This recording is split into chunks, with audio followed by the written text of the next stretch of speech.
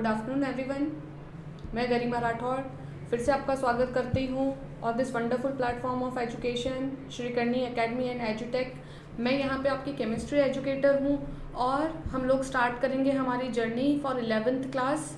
हम लोग जो टॉपिक कर रहे थे वो रिलेटेड था कैलकुलेशन से। अगर हमें केमिस्ट्री में कुछ गणनाएं करनी है, मापन करना है, तो हम उसको कितना एक्यूरेटली कर रहे हैं, इसके लिए हम लोग टॉपिक हमारा पढ़ रहे थे सार्थक अंक, सिग्निफिकेंट फिगर्स। ठीक है, अब सिग्निफिकेंट फिगर के बारे में मैंने आपको बताया था कि यदि हमारे पास हमें अगर किसी चीज़ से रिलेटेड कई मापन करने पड़े और हमारे पास कई वैल्यूज़ आ रही हैं, तो किसकी वैल्यू ज़्यादा करेक्ट है। हमने कल कंपेयर किया था कि सपोज़ हमारे पास पॉइंट के बाद एक ही वैल्यू है और किसी दूसरे बंदे ने रीडिंग ली है और उसके पास पॉइंट के बाद 4 वैल्यू है।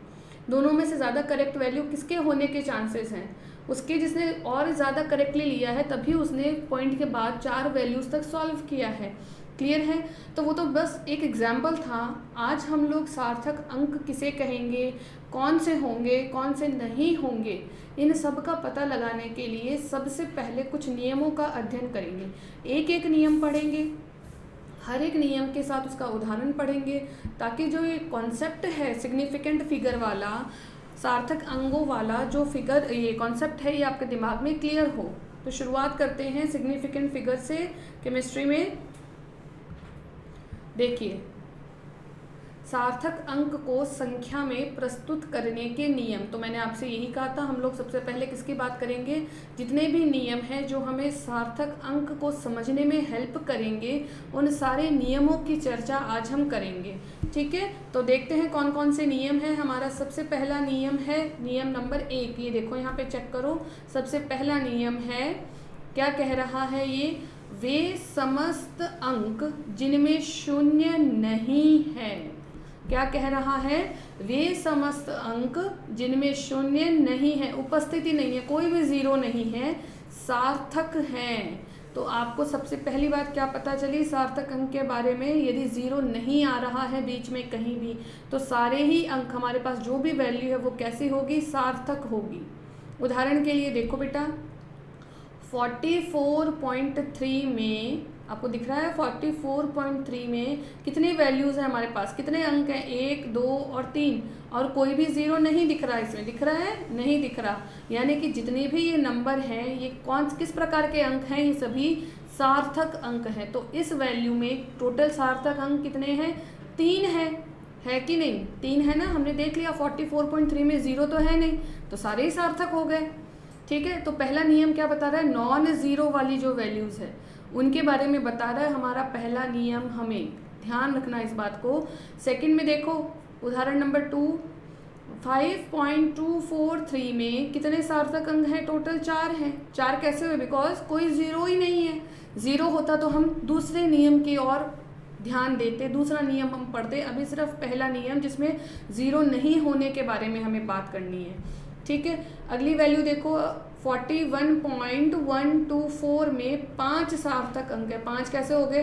कोई भी ज़ीरो नहीं है, सारे के सारे सार्थक हैं। पहला नियम क्या बता रहा है? यदि कोई ज़ीरो नहीं तो सभी सार्थक अंक हैं। क्लियर हो गई? ये फर्स्ट एग्जाम्पल में 3, दूसरे में 4 और तीसरे में 5 सार्थक अंक हमारे सामने हैं।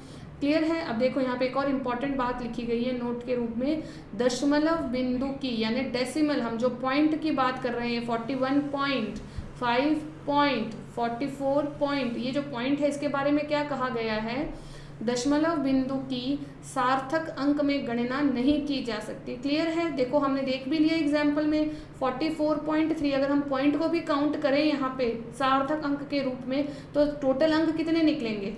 4 निकलेंगे कि नहीं? लेकिन यही यहाँ पे नोट दिया गया है, अगर आपको पॉइंट वाली कोई वैल्यू देखनी है तो पॉइंट को हम अंक एज अंक कैलकुलेट या काउंट नहीं करेंगे। क्लियर है? तो 41 पॉइंट है, हम उसको बोलेंगे, पर सार्थक अंक के रूप में उसे नहीं देखा जाता है। ये है हमारा पहला नियम। क्लियर है मेरे ख्याल से पहला नियम। आगे चलते हैं दूसरे नियम की तरफ। क्या बताता है हमारा सेकंड नियम? देखिए, नियम 2 में क्या हम लोग देखेंगे, यदि शून्य, अच्छा देखो शून्य की बात हो रही है यहाँ पर, यदि शून्य 2 अंक के मध्य स्थित होता है। ठीक है, 2 अंक के मध्य में यदि शून्य, देखो पहले वाला नियम शून्य से रिलेटेड नहीं था, जीरो की बात ही नहीं की थी। दूसरे नियम में हम जीरो की बात कर रहे हैं। क्या कह रहे हैं, यदि 2 अंक है, कोई भी 2 अंक है और उनके मध्य उसकी स्थिति है शून्य की, तो हमें क्या करना पड़ेगा, उसको काउंट करेंगे, करना पड़ेगा। देखिए 6.01, अब ये जीरो तो है इसमें, लेकिन जीरो किसके बीच में, इसके आगे भी एक संख्या है और पीछे भी एक संख्या है, एक अंक है, ये दोनों अंकों के मध्य में आ रहा है ये वाला जीरो, तो इसलिए हमें इसे काउंट करना पड़ेगा, हम इसे नेग्लेक्ट नहीं कर सकते। तो टोटल 6, 0 और 1 मिलके कितने सार्थक अंक बना रहे हैं, 3 बना रहे हैं। क्लियर है बात, यानी टोटल कितने सार्थक अंक हैं इस वैल्यू में, 3 सार्थक अंक हैं। अगला देखते हैं उदाहरण 6.001, यहाँ पे भी देखो 2 जीरो हैं, 2 जीरो हैं, लेकिन इसके लास्ट में भी एक अंक है और इसके प्रारंभ में भी एक अंक है, यानी ये जीरो भी हमें सार्थक अंकों के रूप में काउंट करने पड़ेंगे। ठीक है, यानी टोटल कितने हो गए, ये एक सार्थक अंक, ये दूसरा, ये तीसरा, ये चौथा, टोटल सार्थक अंक हो गए हैं 4। क्लियर है बात। दूसरा नियम जो जीरो के बारे में बता रहा है, जीरो की स्थिति हमें देखनी पड़ेगी। ठीक है, पहला नियम जीरो के बारे में कुछ नहीं कह रहा था, जीरो नहीं तो सभी सार्थक। दूसरा नियम बता रहा है जीरो है तो जीरो की आप पोजीशन देखो, 2 नंबर के बीच में है तो सार्थक, और अगर 2 नंबर के बीच में नहीं है तो क्या, नहीं है तो क्या, वो हम अब पढ़ेंगे। यदि है तो वो सार्थक अंक की कैटेगरी में आएगा, ये हमने बता दिया। अगला नियम चेक करते हैं क्या बता रहा है हमें। थर्ड नियम क्या बता रहा है, देखो वह शून्य जो अशून्य अंक के बाईं तरफ लिखा जाता है। देखिए शून्य के लिए हर बार हमें क्या चेक करना पड़ेगा, उसकी स्थिति क्या है, उसकी स्थिति कैसी है, कहाँ पर उपस्थित है वो। यदि 2 अन्य अंकों के बाईं तरफ स्थित है, ठीक है, बाईं तरफ स्थित है तो सार्थक अंक नहीं है।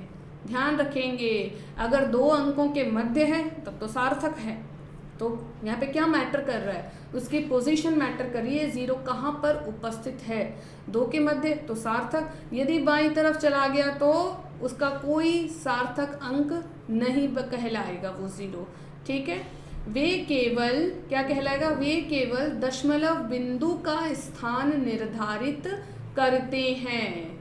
ठीक है, तो यहाँ पे सिर्फ हमें पॉइंट के लिए दशमलव डिसाइड करने के लिए ही हम जीरोस का यूज़ करते हैं, सार्थक अंक के रूप में उसका कोई रोल यहाँ नहीं रहेगा। लाओ बेटा चेक कर लेते हैं हम, थर्ड नियम के अनुसार 0.523 में सार्थक अंक कितने दिखाई दे रहे हैं हमें, यहाँ पे देखो 0 भी है, 5 भी है, 2 भी है, 3 भी है, लेकिन ये जीरो कहाँ है, ये 2 नंबर के बीच में नहीं है।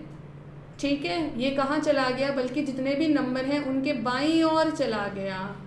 ठीक है, बाईं ओर चला गया तो इसकी कोई वैल्यू नहीं रही, इसलिए सार्थक अंक नहीं रहेगा। तो टोटल कितने बच गए, 5, 2 और 3, टोटल सार्थक अंक हमारे पास हैं 3। क्लियर है बेटा।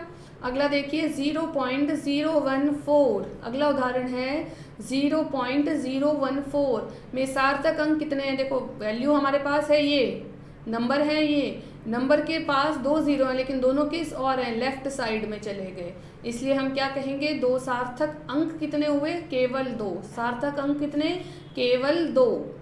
इसी तरह से यहाँ पे देखो 0.002, देखने में बड़ा बड़ा लग रहा है नंबर, लेकिन है क्या, सार्थक अंक कितने हैं इसमें, सिर्फ एक ही तो है, क्योंकि जितने भी जीरो हैं भले ही 3 है लेकिन है कहाँ, सारे के सारे लेफ्ट साइड में पड़े हैं, इसलिए लेफ्ट साइड वाले जीरो को हम सार्थक अंक के रूप में काउंट नहीं करेंगे। क्लियर हो गई बात, तीसरा नियम क्लियर हुआ सभी को। चलो आगे चलते हैं, नेक्स्ट नियम देखते हैं बेटा।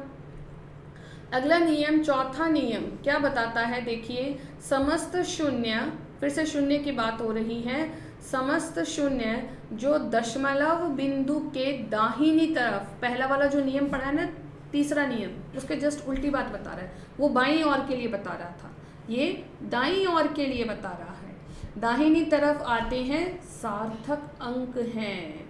क्लियर हुई बात, पॉइंट के राइट साइड में आने वाले जीरो तो सार्थक और लेफ्ट में आने वाले सार्थक नहीं हैं। और इसके अलावा और क्या पता चलेगा हमें, पॉइंट के बाद वाले जितने भी ज़ीरो हैं वे मापक उपकरण की शुद्धता को भी प्रदर्शित करते हैं। कैसे, ये यहाँ पे वही एग्जाम्पल आ जाएगा जो कल मैंने आपको बताया था। ठीक है, जैसे मेरे पास आई वैल्यू 11.0, ठीक है, और मेरे ही किसी फ्रेंड ने निकाल दी वैल्यू यहाँ पे 11.010। क्लियर हुई बात? क्लियर हुई बात? दोनों में डिफरेंस क्या है? ये वाली वैल्यू जो है वो ज़्यादा करेक्ट है, भले ही ज़ीरो है लेकिन फिर भी ज़्यादा करेक्ट है। क्यों? क्योंकि यहाँ पे बार बार रीडिंग लेके एक वैल्यू फिक्स की गई है। यहाँ पे मैंने आगे रीडिंग लेने का कष्ट ही नहीं किया, उनका छोड़ो 11.0 आ रहा है, नियर अबाउट 11 ले लेते हैं, छोड़ो कैलकुलेशन ईजी हो जाएगी। समझ गए बात को? तो यही है, यदि पॉइंट के दाहिनी ओर के ज़ीरो आएंगे तो वो सार्थक अंक होंगे। यानी यहाँ पे टोटल कितने ज़ीरो हैं, कितने सार्थक अंक हैं? 1 2 3 4 5, टोटल सार्थक अंक कितने हैं? 5 हैं। क्लियर? अगला नियम देखते हैं। नियम 5 क्या बताता है? सिरे पर उपस्थित शून्य को, फिर से शून्य की बात हो रही है और फिर से हमें क्या देखनी है? उसकी स्थिति देखनी है, उसकी पोजीशन देखनी है कि सिरे पर उपस्थित शून्य जो है वो सार्थक अंक नहीं माना जाएगा, उसे हम सार्थक अंक नहीं मानेंगे। क्यों नहीं मानेंगे भाई? क्यों नहीं मानेंगे? देखो, यदि उसमें दशमलव बिंदु नहीं है। फिर से देखो, फिर से एग्जाम्पल देखो, 500 लिखा है, इसमें क्या है? 5 भी है, 0 भी है, 0 भी है। 0 कितने हैं? 2 है। लेकिन यहाँ पे नंबर और 0 के बीच में कोई डेसिमल नहीं है, कोई पॉइंट नहीं है, इसलिए हम क्या कह रहे हैं कि यहाँ पर कितने सार्थक अंक है? केवल एक। कौन सा? केवल 5। ठीक है, ये जो डबल ज़ीरो है इसको हम क्या कह रहे हैं? सार्थक अंक नहीं लेंगे। यदि मैं इसको लिखते इस तरह से 50.0 तो ये काउंट होता, अब नहीं होगा। अगला देखिए, 500 पॉइंट में 3 सार्थक अंक हैं। क्यों है बेटा? यहाँ एक भी नहीं है, यहाँ सिर्फ एक ही सार्थक अंक और यहाँ 3, वैल्यू तो सेम ही है। ऐसा क्यों? क्योंकि डेसिमल आ गया, पॉइंट आ गया, तो पॉइंट से लेफ्ट साइड में जितने भी ज़ीरो होंगे उनको हम काउंट करेंगे, नंबर के बाद है इसलिए। आगे देखिए, 500.0 में कितने टोटल अंक हैं? सार्थक 4। क्यों? क्योंकि पॉइंट आने के कारण ये भी सार्थक हो गए और पॉइंट के राइट साइड में आने के कारण ये भी सार्थक हो गया। मेरे ख्याल से इन नियमों की सहायता से और उदाहरणों की सहायता से धीरे धीरे ये बात आपको क्लियर हो गई है कि 500.0 इसमें हम किस प्रकार से पता लगाएंगे कि सार्थक अंक कितने हैं, कौन कौन से हैं। क्लियर है? देखो बेटा, अंक जितने भी हैं वो सभी सार्थक होते हैं, केवल ज़ीरोज़ के बारे में हमें सोचना है सार्थक है या नहीं है। अभी तक हमने जितने नियम पढ़े हैं उनसे हमें यही बात क्लियर हुई है। ठीक है, आगे चलते हैं। चर घातांकी संकेत या वैज्ञानिक संकेत। चर घातांकी का मतलब समझते हो? जब हम इस तरह से लिखते हैं कि 10 की पावर 1 या 10 की पावर 4 या 10 की पावर -6 या 10 की पावर 28, इस तरह से जो हम पावर बनाते हैं, जो घात बनाते हैं, इसे हम क्या कहते हैं? चर घातांकी। तो हम किस तरह से इस तरह की घातों को किस तरह से डिनोट करेंगे, किस प्रकार लिखेंगे, हमें क्या पता चलेगा सार्थक है कि नहीं, उसके लिए ये बात में ये नियम यहाँ पे लिखे गए हैं। थोड़ा ध्यान से देखना बेटा। इस प्रकार के संकेत में प्रत्येक संख्या को n इंटू 10 की घात n से प्रदर्शित करते हैं। यही मैंने आपको बताया था, 10 की घात के फॉर्म में लिख रहे हैं तो हम चर घातांकी संकेत उसे कहते हैं। क्लियर है? यहाँ n बराबर एक संख्या होगी कोई भी, जैसे मैं यूँ लिख दूँ 2 इंटू 10 की घात 4, तो ये जो n है ये किसको रिप्रेजेंट कर रहा है? यहाँ पे 2 को। क्लियर है? और ये जो स्मॉल n है ये किसको रिप्रेजेंट कर रहा है? यहाँ पे 10 की घात को। ठीक है, यहाँ n बराबर एक संख्या है जो दशमलव बिंदु के बाईं तरफ है तथा उसमें एक अशून्य अंक भी है। n बराबर 10 की घात जो कि धनात्मक भी हो सकती है, ऋणात्मक भी हो सकती है अथवा शून्य भी हो सकती है। किसी की भी घात यदि शून्य है तो उसकी वैल्यू हम मानते हैं 1। 10 की घात 1, 10 की घात -1 भी हो सकती है। -1 का क्या मतलब है? 1/10। क्लियर हुई बात। घात के रूप में एक राशि को लिखने के लिए उस स्थान की गणना कर लेनी चाहिए। किसकी गणना करनी चाहिए बेटा? स्थान की। उस स्थान की गणना करनी चाहिए जहाँ से दशमलव को हटाया जाता है। ठीक है, पॉइंट पे डिपेंड करता है। जैसे आपके पास कोई वैल्यू है 1.42000 या 1.004। क्लियर हुई बात। तो आप इसको किस तरह से लिख सकते हो? 1.42 इंटू 10 की घात कितनी? 1 2 3। इस तरह से लिखा जा सकता है इसको। अगर आप ये भी पॉइंट हटाओ तो नीचे कितने ज़ीरो आएंगे? 2 ज़ीरो। अब ये 10 की घात कैसी है? नेगेटिव है, यानी 142 इंटू 10 की घात 3 इंटू 10 की घात -2। तो 3 में से 2 गए, कितना बच गया? 142 इंटू 10 की घात 1। इसको हम यूँ भी कह सकते हैं 1420।